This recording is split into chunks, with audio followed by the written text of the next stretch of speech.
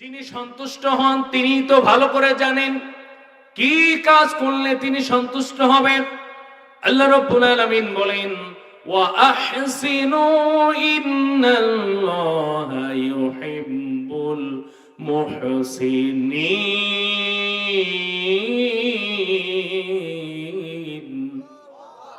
আরো জোরে বলতে হবে আল্লাহু আকবার। রাব্বুল আলামিন বলেন, এক নম্বরে তোমরা সৎ কাজ করো, এ কথা নিশ্চিত সত্য, যারা সৎ কাজ করে আল্লাহ তাদেরকে ভালোবাসেন, আল্লাহ রাব্বুল আলামিন তাদের উপর সন্তুষ্ট হয়ে যায়। জোরে বলেন সুবহানাল্লাহ। প্রিয় উপস্থিতি, প্রিয় ভাইয়েরা আমার, আমরা কি আল্লাহ তাআলাকে সন্তুষ্ট করতে চাই নাকি পূর্বের নবীরাও চেয়েছিলেন? পূর্বের নবীরাও আল্লাহ তাআলাকে সন্তুষ্ট করতে চেয়েছিলেন, পূর্বের নবীর উম্মতেরাও আল্লাহকে সন্তুষ্ট করতে চেয়েছিলেন। যেমন হযরত মূসা আলাইহিস সালাম আল্লাহ রাব্বুল আলামিনকে ডাক দিয়ে বলে, ইয়া রাব্বি দুল্লানি আলা ইয়া রাব্বি দুল্লানি আলা আমরিন ফীহি রাদাকা হাত্তা ফাওহাল্লাহু তাআলা ইলাইহি রাদাই ফি কদাই। রব্বুল আলামিন, হে আমার রব, হে আমার পালনকর্তা, আমরা আপনাকে কিভাবে সন্তুষ্ট করতে পারবো? আল্লাহ রাব্বুল আলামিন বলেন, ও মূসা, তুমি যদি আমার আদেশকে আদেশ হিসাবে মেনে নিতে পারো, আমার নিষেধকে নিষেধ হিসাবে মেনে নিতে পারো, আমি আল্লাহ তোমার উপর খুশি হয়ে যাব, সন্তুষ্ট হয়ে যাব। সুবহানাল্লাহ বলবেন না? তাহলে আল্লাহর সন্তুষ্ট পেতে হলে আল্লাহ তাআলার আদেশকে আদেশ হিসাবে মেনে নেওয়ার দরকার আছে না নাই? আল্লাহর নিষেধকে নিষেধ হিসাবে মানার দরকার আছে না নাই? মোটামুটি 4টা কাজ যারা করবে আল্লাহ রাব্বুল আলামিন তাদের উপর সন্তুষ্ট হয়ে যাবে।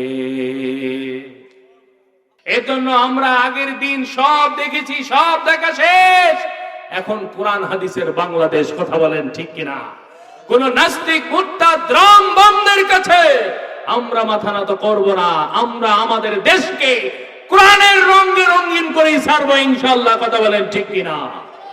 প্রিয় ভাইয়েরা আমার, এর জন্য যিনি সন্তুষ্ট হন তিনি তো ভালো করে জানেন কি কাজ করলে তিনি সন্তুষ্ট হবেন। আল্লাহ রাব্বুল আলামিন বলেন, ওয়া আহসিনু ইন্নাল্লাহা ইউহিব্বুল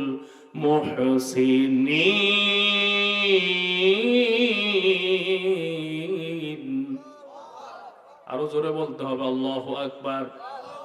রব্বুল আলামিন বলেন, এক নম্বরে তোমরা সৎ কাজ করো, এ কথা নিশ্চিত সত্য, যারা সৎ কাজ করে আল্লাহ তাদেরকে ভালোবাসেন, আল্লাহ রাব্বুল আলামিন তাদের উপর সন্তুষ্ট হয়ে যায়। জোরে বলেন সুবহানাল্লাহ। আমরা যদি আল্লাহকে সন্তুষ্টি করতে চাই, এক নম্বরে আল্লাহ তাআলার সৎ কাজ করার দরকার আছে না নাই? এই মাহফিলটা হচ্ছে সৎ কাজ নাকি অসৎ কাজ? অসৎ কাজ হলো সেটা কোরআনের মাহফিল চলছে আর আপনি কপাল পুরার মতো মেলায় গিয়ে আড্ডা মারতেছেন। কথা বলেন ঠিক কিনা? আপনার তো কপাল পুড়ে গিয়েছে, কারণ কোরআনের আলোচনা যেখানে স্পষ্ট কোরআনের কথা হয়, আপনি নাক ছিটকে চলে যান, দোকানপাটে আড্ডা মারেন। প্রিয় ভাইয়েরা, বলতে চাই এই মাহফিলটা আমাদের জীবনের আজকের শেষ মাহফিল হতে পারে। কথা বলেন ঠিক কিনা? ফজরের সময় ফজরে আযান দেওয়ার পর মুয়াজ্জিন সাহেব আযানের পর আমার নামটাও ঘোষণা করতে পারে, অমুক ব্যক্তি এই দুনিয়াতে আর নাই। কথা বলেন ঠিক কিনা? এর জন্য প্রিয় ভাইয়েরা, আল্লাহ রাব্বুল আলামিন বলেন, তোমরা যদি সৎ কাজ করো আমি আল্লাহ তোমাদের উপর সন্তুষ্ট হয়ে যাই। এই মাহফিল কোরআনের মাহফিল, কোরআনের মাদ্রাসা, মসজিদ মাদ্রাসা, সমাজের ন্যায় কাজ, সমাজের সমস্ত সৎ কাজে আমরা অংশগ্রহণ করব। যদি সৎ কাজে অংশগ্রহণ করি খুশি হয়ে যাবেন কে? যারা সৎ কাজ করবে আল্লাহ রাব্বুল আলামিন বলেন, যারা সৎ কাজ করবে আল্লাহ রাব্বুল আলামিন তাদের উপর সন্তুষ্ট হয়ে যায়। শুধু তাই না, ইন্নাল্লাযীনা আমানু ওয়া আমিলুস সালিহাতি লাহুম জান্নাতিন তাজরি মিন তাহতিহাল আনহার যালিকাল ফাওজুল কাবীর।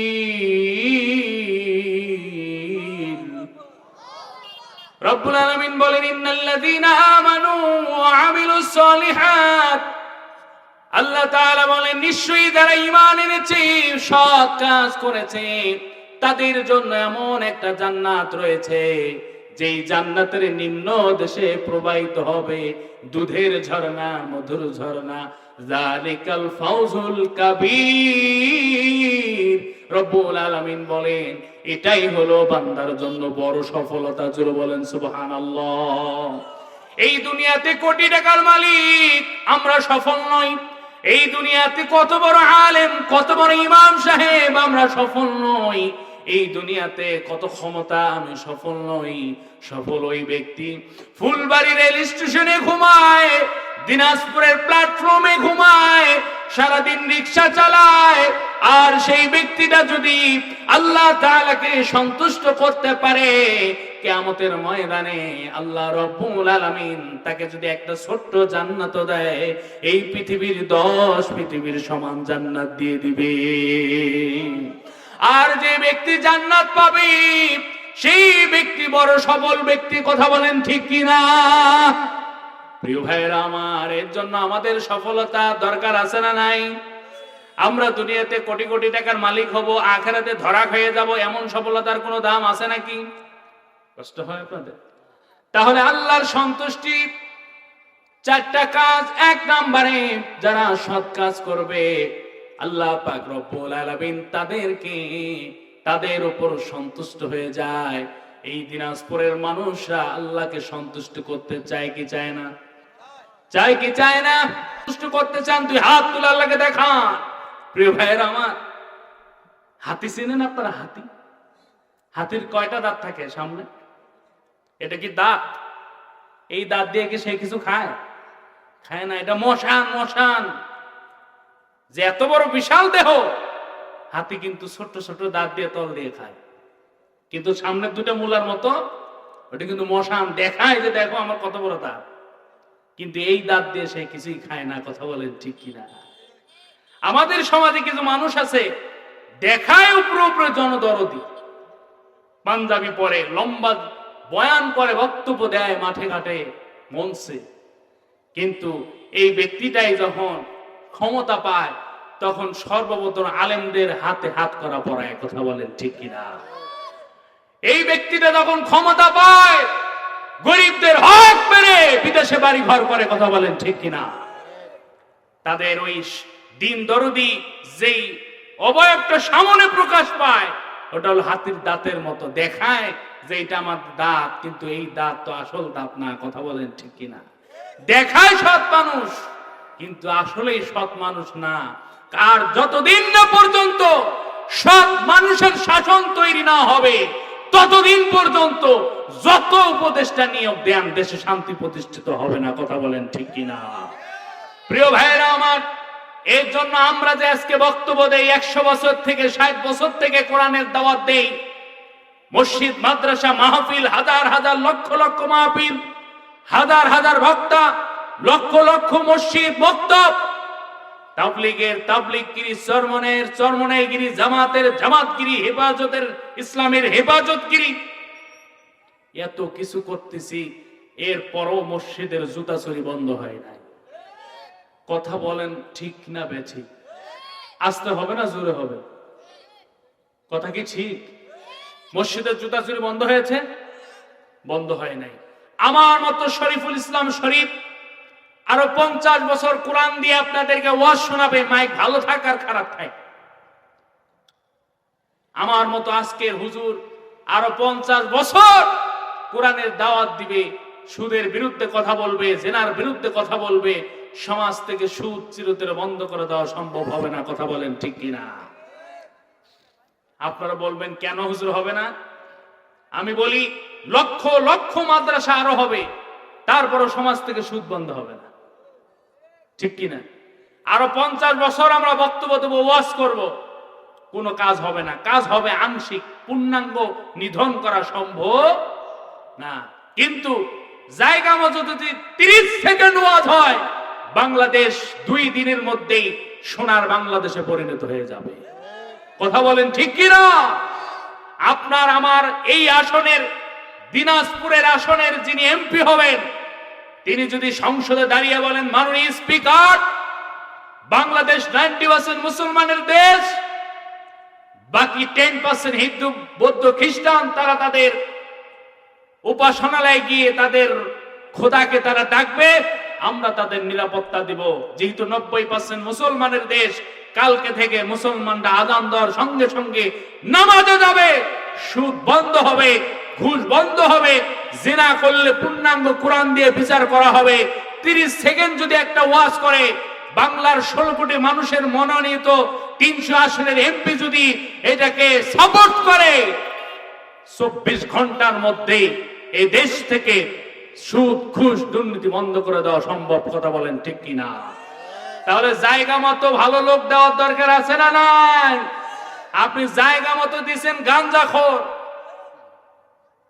গাছের গোড়া কেটে আগায় পানি ঢেলে কোনো লাভ হবে না। আপনি আমি যতই আলোচনা করি, যতই কোরআন দিয়ে কথা বলি, যদি কোরআনের জায়গা মতো কোরআনকে চিপে ধরা হয়, আলেমদের গলাকে চিপে ধরা হয়, সমাজে যদি বাস্তবায়ন করতে না দেন, এই ওয়াজ এখানেই থাকবে, আংশিক কাজ হবে, পূর্ণাঙ্গ সমাজ থেকে অন্যায় দূর করা সম্ভব নয়। কথা বলেন ঠিক কিনা? প্রিয় ভাইয়েরা আমার, প্রিয় উপস্থিতি, আল্লাহ রাব্বুল আলামিন যেই কাজগুলো সন্তুষ্ট হন, দিনাজপুরবাসীকে বলতে চাই, জীবনে অনেক মাহফিল আপনারা শুনেছেন, আজকের এই মাহফিলটা যদি একটু হিদায়াতের নিয়তে শুনেন, আজকের আয়োজকও ধন্য হয়ে যাবে, কমিটিও ধন্য হয়ে যাবে, বক্তাও ধন্য হয়ে যাবে, শ্রোতারাও ধন্য হয়ে যাবে। কোরআন শুনতে হবে মনোযোগ দিয়ে। কথা বলেন ঠিক কিনা? মা বোনদেরকে বলি, এই আলোচনা আপনাদের জন্য, পুরুষদের জন্য একই আলোচনা। কেউ যদি আল্লাহ তাআলাকে সন্তুষ্ট করতে চায়, 2 নম্বরে আল্লাহ রাব্বুল আলামিন বলেন, ইন্নাল্লাহা ইউহিব্বুত তাওয়াবিনা ওয়া ইউহিব্বুল মুতাতাহহিরিন। রব্বুল আলামিন বলেন, নিশ্চয়ই আল্লাহ পাক তওবাকারীদেরকে ভালোবাসেন, যারা দেহ মনের পবিত্রতা অর্জন করে, পোশাক পরিচ্ছদ যারা পবিত্রতা অর্জন করে, তওবা করে, আল্লাহ রাব্বুল আলামিন তাদের উপর সন্তুষ্ট হয়ে যান। আমাদের তওবা করার দরকার আছে না নাই? তওবার অর্থ হলো প্রত্যাবর্তন করা। আমরা একটা পাপে লিপ্ত হয়েছি, অনুতপ্ত হচ্ছি, আর আমরা পাপ করব না, গুনাহে লিপ্ত হব না। আল্লাহর কাছে তওবা করে যদি আল্লাহর কাছে ক্ষমা চাই, আল্লাহ রাব্বুল আলামিন আমাদেরকে মাফ করে দিবে। কথা বলেন ঠিক কিনা? এখানে এমন একটা মানুষ হাত তুলেন যার জীবনে কোনো গুনাহ নাই, আছে নাকি এমন?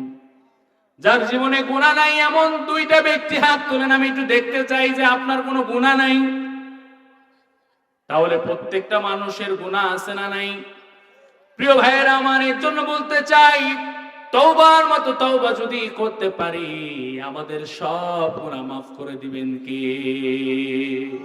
প্রিয় ভাইয়েরা আমার, প্রিয় উপস্থিতি, তওবার মতো তওবা আমরা যদি তওবা করি, আল্লাহ তাআলা আমাদের উপর সন্তুষ্ট হয়ে যায়। আল্লাহ তাআলা সন্তুষ্ট হয়ে যায় যে বান্দা আল্লাহর কাছে তওবা করে ফিরে আসে, আল্লাহ রাব্বুল আলামিন এত পরিমাণ খুশি হয়ে যায়। মরুভূমির ভিতরে যদি কেউ তার সমস্ত খাবার দাবার আসবাবপত্র হারিয়ে ফেলে, তার মতো দুঃখী মানুষ কি দুনিয়ার মধ্যে আর কেউ থাকে নাকি? চতুর্দিকে ধুধু মরুভূমি, বালি আর বালি, কোথাও পানি নাই, খাবার নাই। এমন তো অবস্থায় কেউ যদি 1 গ্লাস পানি তাকে গিফট করে, দান করে, বলেন তো সেই ব্যক্তিটার অন্তরটা খুশি হবে কিনা? আল্লাহ রাব্বুল আলামিন বলেন, ও বান্দা বান্দিরা, তোমরা যখন পাপ কাজ থেকে নিজেকে ফিরিয়ে তওবা করে আমার রাস্তায় ফিরে আসো, আমি ওই ব্যক্তির চেয়ে বেশি খুশি হয়ে যাই। সুবহানাল্লাহ বলবেন না? বিশ্ব নবীজির দরবারে একজন কালো সাহাবী নবীজির দরবারে এসে বললেন, ইয়া রাসূলুল্লাহ সাল্লাল্লাহু আলাইহি ওয়াসাল্লাম, আমি তো ঈমান এনেছি, আমার সব গুনাহ মাফ হয়েছে, আমার বিশ্বাস হয়, কিন্তু আমার জীবনে আমি এমন একটা মারাত্মক ধরনের গুনাহ করে ফেলেছি, এই গুনাহ মনে হয় কোনোদিন আল্লাহ আমাকে মাফ করবেন না। বিশ্ব নবীজি বললেন, তুমি কি এমন গুনাহ করেছো যে আল্লাহ তাআলা মাফ করবেন না? ওই কালো বর্ণের সাহাবীটা বিশ্ব নবীজিকে বললেন, ইয়া রাসূলুল্লাহ, আমার স্ত্রীর গর্ভে একটা সন্তানকে রেখে আমি ব্যবসার কাজে বাড়ি ছেড়ে অনেক দূরে যাই। কিছুদিন পর এসে দেখি আমার পরিবারে, আমার ঘরে ফুটফুটে গোলাপের পাপড়ির মতো আল্লাহ তাআলা একটা সন্তান দান করেছেন। জোরে বলেন আল্লাহু আকবার। জাহিলি যুগে মহিলা সন্তান, মেয়ে সন্তান, কন্যা সন্তান হওয়া মানে বাবা মার জন্য খুবই লজ্জাজনক ব্যাপার ছিল, খুবই দুর্ভাগা মনে করত, খুবই দুর্ভাগা মনে করত। বাবা মার জন্য খুবই লজ্জাজনক বিষয় ছিল যে মহিলা, মেয়ে সন্তান, কন্যা সন্তান যার ঘরে জন্ম নিত, নিজেকে খুবই ছোট মনে করত। কারণ জাহিলি যুগে নারীদের কোনো সম্মান ছিল না, নারীদেরকে জ্যান্ত মাটির নিচে পুঁতে ফেলা হতো। জোরে বলেন নাউজুবিল্লাহ। বিশ্ব নবীজিকে বললেন, ইয়া রাসূলুল্লাহ, আমার এই ছোট্ট কন্যা সন্তানটা কি দেখে আমার রাগে শরীরটা রাগান্বিত হয়ে গেল। তাকে সাজিয়ে গুজিয়ে আমি মরুভূমির দিকে নিয়ে যেতে লাগলাম। মরুভূমির মাঝামাঝি যখন গেলাম, ছোট্ট কন্যা সন্তান বাবাকে অনেক দিন পর পেয়েছি। বাবাকে আমাকে বারবার জিজ্ঞাসা করে, বাবা আপনি আমাকে কোথায় নিয়ে যান? বাবা বলতেছে, একটু পরেই টের পাবা আমি তোমাকে কোথায় নিয়ে যাচ্ছি। ছোট্ট কন্যা সন্তান বোঝে না, বাবার হাত ধরে জোরে জোরে বাবার সঙ্গে তাল মিলিয়ে হেঁটে হেঁটে যায়। একটা পর্যায়ে ওই সন্তানকে দাঁড় করে রেখে ওই পাষণ্ড বাবা গর্ত খনন শুরু করে দিল। বিশ্ব নবীজিকে বললেন, ইয়া রাসূলুল্লাহ, আমি গর্ত খনন শুরু করে দিলাম। গর্ত খুঁড়তে খুঁড়তে একটা পর্যায়ে আমার গালে একটু বালি লেগে যায়। কন্যা সন্তান বাবাকে খুব ভালোবাসি। আমার এই সন্তানটা আমাকে ডেকে বলে, বাবা আপনার গালের ভিতরে বালি লেগে গিয়েছে, দেন আমি একটু মুছে দেই। এত সুন্দর কলিজার টুকরা, গোলাপের পাপড়ির মতো চেহারা, সেই কন্যা সন্তানটার দিকে একটু মায়া হলো না। আমি একটু পর ধাক্কা দিয়ে ওই গর্তের মধ্যে ফেলে দিলাম। ওই কন্যা সন্তানটা বুঝার আর বাকি নাই, আমার একটা আঙ্গুল টেনে ধরে বলে, বাবা আমি কন্যা সন্তান হওয়ার কারণে যদি আপনার মান ইজ্জত কমে গিয়ে থাকে, আমি জন্ম হওয়ার কারণে যদি আপনি লজ্জাবোধ মনে করে থাকেন, আমাকে জ্যান্ত মেরে ফেলবেন না, আমাকে ছেড়ে দেন।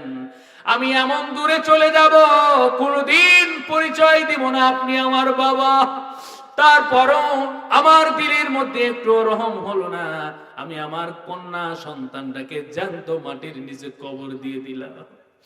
ওই কালো সাহাবী চোখ দিয়ে তার পানিগুলো পড়ে, বিশ্ব নবীজি তার ঘটনা শুনে বিশ্ব নবীজির চোখেও পানি এসে গেল। ওই সাহাবী বলতেছে, ইয়া রাসূলুল্লাহ, জীবনের সব গুনাহ মাফ হলেও এই গুনাহ তো আল্লাহ মনে হয় মাফ করবেন না। বিশ্ব নবীজি ডাক দিয়ে বলল, ও আমার সাহাবী, তুমি যে ঘটনা ঘটিয়েছো খুবই হৃদয় বিদারক ঘটনা, কিন্তু তুমি একটা জিনিস কান খুলে শুনে রেখো, যখন তুমি লা ইলাহা ইল্লাল্লাহ পড়ি, তওবার মতো তওবা করি ঈমান যখন গ্রহণ করেছো, সঙ্গে সঙ্গে আল্লাহ তাআলা তোমার জীবনের সব গুনাহ মাফ করে দিয়েছে। প্রিয় ভাইরা আমার, আমরা কত গুনাহ করেছি, এই দুনিয়ার কত নদী পরিমাণ গুনাহ করেছি, আল্লাহর দয়া কিন্তু সাগর পরিমাণ। জোরে বলেন সুবহানাল্লাহ।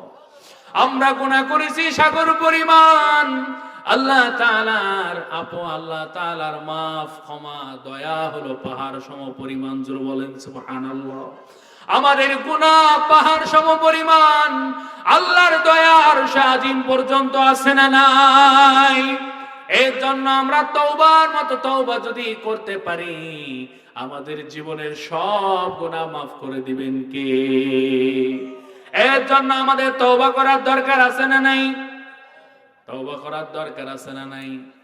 আমরা এখানে অনেকে মিথ্যা কথা বলি, আমরা অনেকেই জিনার সঙ্গে সম্পৃক্ত, অনেকে সুদের সাথে সম্পৃক্ত, অনেকে অন্যায় কাজের সাথে সম্পৃক্ত।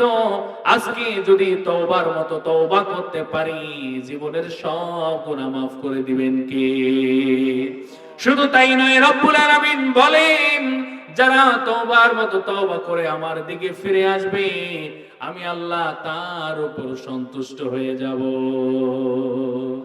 আর আল্লাহ তাআলা সন্তুষ্ট হলে দুনিয়াতেও টেনশন, আখিরাতেও টেনশন নাই। কথা বলেন ঠিক কিনা? প্রিয় ভাইয়েরা আমার, আপনাদের কষ্ট হচ্ছে নাকি? তাহলে আল্লাহ তাআলা সন্তুষ্ট হবেন, কাজ করতে হবে কয়টা? আরো জোরে বলেন কয়টা? বলছি কয়টা? দুইটা বলছি। আর বাকি আছে কয়টা? দুইটা। আপনারা শুনবেন না চলে যাবেন? শুনবেন? একটু আওয়াজ দেন, একটু কথা বলেন। আমি তো ভারতে গিয়েছিলাম, ভারতের শ্রোতারা এমন কথা বলতে চায় না। আপনারাও কি ভারতের লোক নাকি? হ্যাঁ, বাংলাদেশ এই দেশটা অনেক ভালো না? ভালো না মন্দ? হিন্দু, মুসলমান, খ্রিস্টান আমরা সবাই কত মিলেমিশে আছি, ঠিক কিনা? কিন্তু এইখান থেকে 2-4-10 কিলোমিটার দূরেই তো ভারত। সেখানে অনেক জায়গায় আমার মুসলমানরা প্রকাশ্যে নামাজও পড়তে পারে না। এটা চিরন্তন সত্য কথা। আর তারা প্রচার করতেছে আমরা নাকি তাদের ধন সম্পদ লুটপাট করে নিতেছি। কথা বলেন ঠিক কিনা? এরকম মিথ্যা ছড়াচ্ছে তারা, আমরা কিন্তু ছড়াই না। কথা বলেন ঠিক কিনা? প্রিয় ভাইয়েরা আমার, এর জন্য এত সুন্দর একটা দেশ, এই দেশটাকে যারা দখল করতে পারবে, 1971 সালে আমরা জীবন দিয়েছি, আমাদের পূর্বপুরুষরা জীবন দিয়েছে, প্রয়োজন পড়ে আবারও আমরা যুদ্ধে যাব, রক্ত দিব, জীবন দেব। বাংলাদেশের দিকে কেউ যদি চোখ তুলে তাকায়, তার চোখ আমরা তুলে নেব। কথা বলেন ঠিক কিনা? কারণ এই বাংলাদেশ কারো বাপ দাদার দেশ না, এটা আমাদের রক্ত করা দেশ। কথা বলেন ঠিক কিনা? প্রিয় ভাইয়েরা আমার, এর জন্য সজাগ থাকতে হবে। ইসলামের জন্য, কোরআনের জন্য ডাক যদি আসে, কারা কারা জীবন দিতে প্রস্তুত? দুই হাত তুলে আল্লাহকে দেখান।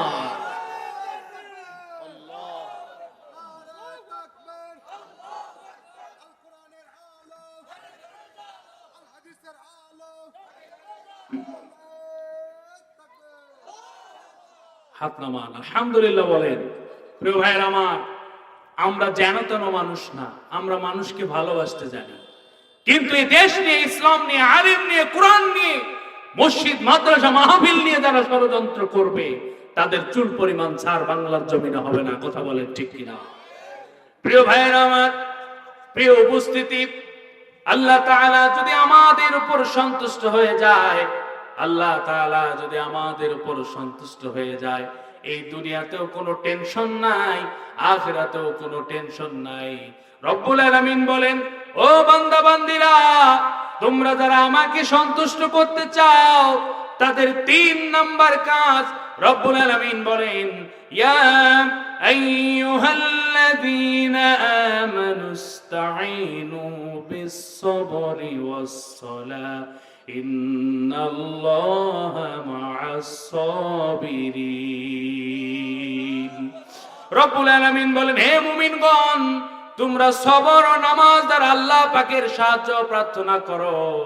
নিশ্চয় আল্লাহ তাআলা সবরকারীদেরকে ভালোবাসেন, তাদের উপর সন্তুষ্ট হয়ে যান। এর জন্য আমরা বিপদে ধৈর্য ধরবো, সবর করব। আমরা কত বিপদে পড়ব, এই বিপদ থেকে পৃথিবীর কোনো মানুষ আমাদেরকে উদ্ধার করতে পারবে না। এই বিপদ থেকে একজন উদ্ধার করতে পারেন, তিনি কে? আমরা কি হযরত আইয়ুব আলাইহিস সালামের মতো বিপদে পড়েছিলাম নাকি? হযরত আইয়ুব আলাইহিস সালাম 18টা বছর আল্লাহ রাব্বুল আলামিন তাকে এমন একটা রোগ দান করেছে, এই রোগের কারণে বাড়ি ছাড়া, ঘর ছাড়া, গ্রাম ছাড়া, একটা পর্যায়ে গ্রাম থেকে দূরে তাকে রাখা হয়েছে, কারণ তার মাংসের মধ্যে পছন্দ ধরেছে। এমন পরীক্ষা আল্লাহ তাআলা তাকে নিয়েছেন। তারপরে একবার বিচলিত হন নাই, রক্ত পুষ বের হয়ে হয়ে মশা ধরেছে, মাছি ধরেছে, একটা পর্যায়ে পোকাগুলো তার শরীরটা খেতে শুরু করে দিয়েছে। আস্তে আস্তে মুখ খেয়েছে, গাল খেয়েছে, শরীর খেয়েছে। একটা পর্যায়ে ঠোঁট খেয়ে জিহ্বার মধ্যে যখন কামড় দিয়েছে, রব্বুল আলামিনকে ডেকে বলে, ও আল্লাহ, আমার শরীর খেয়েছে, আমার শরীর পচে গলে গিয়েছে, আমার কোনো আফসোস নাই, কিন্তু এই পোকা যদি আমার জিহ্বার মধ্যে কামড় দেয়, জিহ্বা যদি খেয়ে ফেলে, তোমার মতো ওই আল্লাহরে আমি কোন জিহ্বা দিয়ে ডাকবো? আল্লাহু আকবার। হযরত আইয়ুব আলাইহিস সালামের এই কথা শোনার সঙ্গে সঙ্গে আল্লাহ রাব্বুল আলামিন বলে দিলেন, ও আমার বন্ধু, আপনি আমার পরীক্ষায় পাশ করেছেন, আজকে থেকে আপনার সমস্ত রোগ আমি মুক্ত করে দিলাম। এইরকম 18 বছর আমাদের কোন এরকম মরণবিধি রোগ আল্লাহ তাআলা দিয়েছে নাকি? তাহলে আমরা একটুতেই কেন আমরা নিরাশ হয়ে যাই? যেই বান্দা বান্দিরা বিপদে ধৈর্য ধারণ করবে আল্লাহর প্রতি, আল্লাহ রাব্বুল আলামিন তার জন্য যথেষ্ট হয়ে যায়। জোরে বলেন সুবহানাল্লাহ। কারণ আল্লাহ রাব্বুল আলামিন ফসলের ক্ষতি দ্বারা আমাদের পরীক্ষা করবেন, আল্লাহ রাব্বুল আলামিন জেল দিয়ে আমাদের পরীক্ষা করবেন, জরিমানা দিয়ে পরীক্ষা করবেন। যারা জেল জরিমানা দিয়ে পরীক্ষা দিয়ে উত্তীর্ণ হয়ে যাবে, তাদের জন্য রয়েছে জান্নাত। জোরে বলেন সুবহানাল্লাহ। প্রিয় ভাইয়েরা আমার, প্রিয় উপস্থিতি, আমরা সব জায়গায় সব কিছু করতে পারি, এই যে আমরা সবর করতে পারি, কিন্তু একটা জায়গায় আমরা ব্যর্থ হয়ে যাই। বাবা মা যখন বৃদ্ধ হয়ে যায়, ওই বাবা মাকে আমরা একটু ধৈর্য সহকারে একটু খেদমত করব, এইটার বেলায় আমরা কেউ পারি না। কথা বলেন ঠিক কিনা? নিজের বেলা তো কিছু পারি না, বাবা মা জনম দুঃখিনী বাবা মা, এদের যদি একটু সমস্যা হয়, আমরা ধৈর্য ধারণ করি না, তাদেরকে আমরা বৃদ্ধাশ্রমে রেখে আসি। কথা বলেন ঠিক কিনা? আপনাদের জেলায় বৃদ্ধাশ্রম আছে না নাই? এই বৃদ্ধাশ্রমে দেখবেন গরিবের বাবা মা থাকে না, এই বৃদ্ধাশ্রমে দেখবেন হাই এডুকেট পারসন, অনেক কোটি টাকার মালিক, সম্পদের মালিক, তাদের মা বাবার শেষ ঠিকানা কিন্তু হয়ে যায় বৃদ্ধাশ্রমে। কথা বলেন ঠিক কিনা? প্রিয় ভাইয়ের আমার, প্রিয় উপস্থিতি, এর জন্য বাবা মার সেবা করা, যত্ন করা, এটা ধৈর্যের প্রয়োজন। যারা ধৈর্য ধারণ করে তাদের সেবা যত্ন করবে, আল্লাহ রাব্বুল আলামিন তাদের উপর সন্তুষ্ট হয়ে যাবে। সেদিন তো পত্রিকায় দেখলাম বাবা মারা গিয়েছে, কিন্তু সম্পদের জন্য ছেলেরা মারামারি করতেছে, বাবার লাশটা কুকুরে পাহারা দিচ্ছে। 3-4 তলা বাড়ি, কে কোনটা নিবে, জমি কোন পার্শ্বেরটা কে নিবে, এই নিয়ে ভাই ভাই দ্বন্দ্ব। আর বাবার লাশটা সবার নিচের তলায় ফ্লোরে চিরতরে শুয়ে রেখেছে, তার কোনো খোঁজ নাই। প্রিয় ভাইয়েরা আমার, এরকম কুলাঙ্গার সন্তান সমাজে আছে না নাই?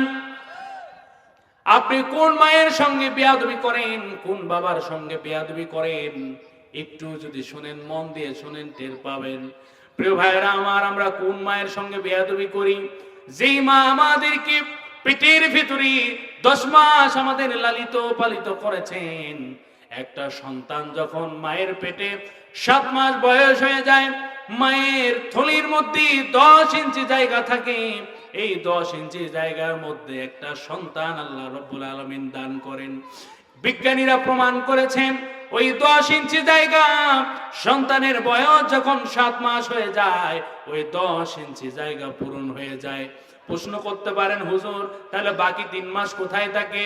ডাক্তাররা, জাপানের বিজ্ঞানীরা, ডাক্তারেরা প্রমাণ করেছে, গবেষণা করেছে, অ্যানালাইসিস করেছে, ওই সন্তান যখন 10 ইঞ্চি লম্বা হয়ে যায়, মায়ের পেটের ভিতরে আর কোনো জায়গা থাকে না, তখন তারা প্রমাণ করে দেখেছেন, তারা গবেষণা করে দেখেছেন, ওই সন্তানের পা দুটি মায়ের কলিজার নিচে সেট করে দেওয়া হয়।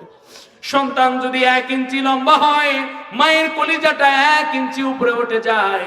সন্তান যদি 2 ইঞ্চি উঁচু হয়, লম্বা হয়, মায়ের কলিজাটা 2 ইঞ্চি উপরে উঠে যায়। সন্তান যদি 5 ইঞ্চি লম্বা হয়, মায়ের পেটে তো আর কোনো জায়গা নাই, মায়ের কলিজাটা 5 ইঞ্চি উপরে উঠে যায়। সবাইকে নিয়ে খেতে বসেছে মা, জনম দুঃখিনী মা খেতে বসেছে, কিন্তু আমরা মায়ের কলিজার মধ্যে লাথি মেরেছি। বিজ্ঞানীরা গবেষণা করে তারা একটা প্রকাশ করেছে, তারা একটা থিসিস প্রকাশ করেছে, কোন সন্তান যদি মায়ের কলিজার ভিতরে লাথি নাও মেরে থাকি, 4500 থেকে 5000 বার সন্তান লাথি মারে। যখন মা খাবার মুখে দিবি, সন্তান কলিজার মধ্যে লাথি মারে। মা খাবারের প্লেটটা নিয়ে ঘরের ভিতরে গিয়ে আসমানের দিকে মুখটা তা করে অঝর নয়নে কাঁদে আর আল্লাহকে ডাক দিয়ে বলে, আল্লাহ, আমার জনম দুঃখিনী মা, আমি আমার গর্ভে যে সন্তান, আল্লাহ কোনো কারণে যদি আমার মৃত্যুটাও হয়ে যায়, আমার কলিজার টুকরা সন্তানটা যেন দুনিয়ার আলো দেখতে পারে। দুনিয়ার কোনো মানুষকে বুঝতে দেয় না। জনম দুঃখিনী মা অঝর নয়নে কেঁদে কেঁদে আমাদেরকে পেটের ভিতরে লালিত পালিত করেছে। সন্তান যখন মায়ের কলিজার মধ্যে লাথি মারে, বিজ্ঞানীরা প্রমাণ করেছে মায়ের কলিজার ভিতরে সবচাইতে বড় বড় 3টা লাথি সন্তান মারে। যেদিন সর্বশেষ লাথিটা মারে, সর্বশেষ যখন মায়ের কলিজার ভিতর লাথিটা মেরে দেয়, মায়ের সেন্সলেস হয়ে যায়। মা ব্যথায় কাতরাতে থাকে, রক্তের স্রোতে ভাসতে ভাসতে সন্তানটা দুনিয়ার মধ্যে চলে আসে। সন্তান যখন দুনিয়ার মধ্যে চলে আসে, শেষ লাথিটা যখন দেয়, মায়ের কলিজাটা একটু ছিদ্র হয়ে যায়, মা সেন্সলেস হয়ে যায়। মায়ের কলিজায় লাথি দিয়ে রক্তের স্রোতে ভাসতে ভাসতে সন্তানটা যখন দুনিয়াতে এসে উম্মা বলে একটা ডাক দেয়, ওই আওয়াজটা মায়ের কান দিয়ে ঢোকার সঙ্গে সঙ্গে মায়ের জ্ঞান আল্লাহ তাআলা ফিরিয়ে দেয়। জোরে বলেন সুবহানাল্লাহ। জনম দুঃখিনী মা এত ব্যথা সহ্য করে আমাদেরকে দুনিয়াতে আসার জন্য সহযোগিতা করলেন। রক্তের স্রোতে ভাসতে ভাসতে দুনিয়াতে আসলাম। এই পৃথিবীর সব সম্পদ, পৃথিবীর মানুষের তার দেহের সমস্ত চামড়া যদি কেটে কেটে মায়ের জুতা বানিয়ে দেওয়া হয়, মায়ের ওই 1 ফোঁটা রক্তের মূল্য হবে না। কথা বলেন ঠিক কিনা? প্রিয় ভাইরা আমার, এই সেই জনম দুঃখিনী মা দেখবেন, যেই মায়ের সন্তান ঢাকায় থাকে, বিদেশে থাকে, পাড়ার সব লোকের ঈদ হয়, কিন্তু জনম দুঃখিনী ওই মায়ের ঈদ হয় না। মায়ের অন্তরটা কাঁপে, কলিজাটা কিটকিট করে ব্যথা করে, কারণ সন্তানের সঙ্গে মায়ের কলিজার সম্পর্ক। ছেলে আমেরিকায় থাকে, বিপদে পড়েছে, কাক জানে না, মায়ের কলিজা টের পেয়ে যায়। ঠিক কিনা? প্রিয় ভাইয়েরা আমার, এইরকম জনম দুঃখিনী মা আমাদের যাদের আছে, মায়ের খেদমত করার দরকার আছে না নাই?